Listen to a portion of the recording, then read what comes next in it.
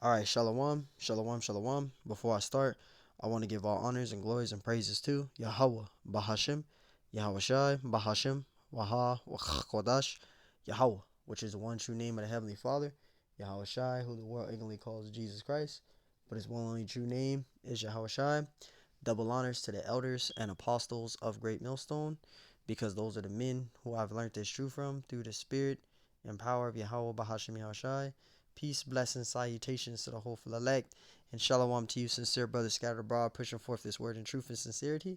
I am the brother Mashiach Arazakah from the servants of Yahweh, while Yahweh Shai Camp, Las Vegas, Nevada branch.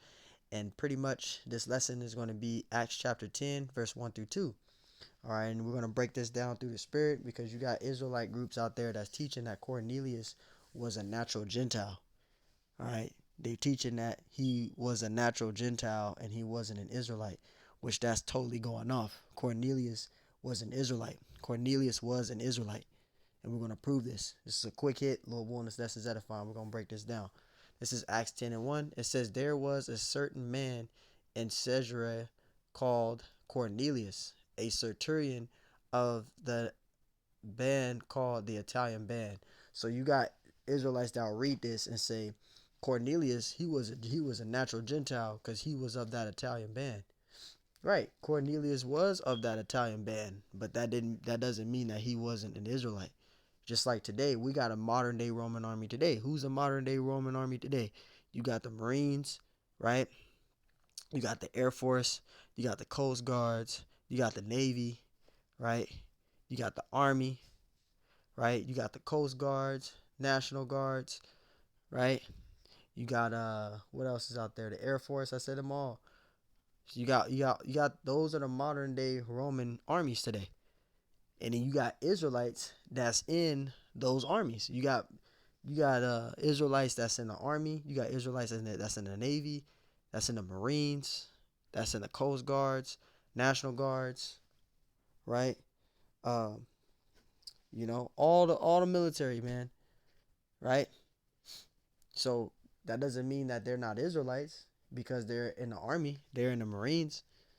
So you gotta understand that. So when you read Acts 10 and 1, Cornelius was of that Italian band. He was of the Roman army, but he was an Israelite. You had Israelites that were in the Roman army. All right. Let's read it again. Acts 10 and 1. There was a certain man in Caesarea called Cornelius, a centurion, right, of the band called the Italian band. So yes, he was of that Italian band, but he was an Israelite. Verse 2. And this is how we know that Cornelius was an Israelite. Verse 2, a devout man. Devout. When you go into the meaning of that word devout, it means godly. The only men that's godly is Israelite men. A Edomite is not godly. He's wicked. It's in his DNA. These heathen nations are just naturally wicked. It's in their spirit. But a devout man, a godly man, is of Israelite descent. Only an Israelite is going to be devout, not a heathen. It says a devout man, one that feared the Most High with all his house. Only an Israelite is going to do that, not a heathen. It says, which gave much alms to the people and prayed to the Most High always. So let's get a precept. This is Acts 2 and 5. This is how we know that Cornelius was an Israelite. Acts 2 and 5. And there were dwelling at Jerusalem Jews, devout men, Israelites, out of every nation under heaven, because the Israelites are scattered abroad. So you had Israelites out there that were in the Roman army. Cornelius was of the Italian band, but he was an Israelite. He was that devout man. He was a godly man. He was an Israelite. So Cornelius was an Israelite. That word devout is right here. And there were dwelling at Jerusalem Jews, devout men. It said Cornelius was a devout man. He was an Israelite. Out of every nation under heaven. See, Jews, devout men. So when you go to Acts 10 and you read verse 2, a devout man, talking about Cornelius. It says Cornelius' vision. Cornelius was a devout man.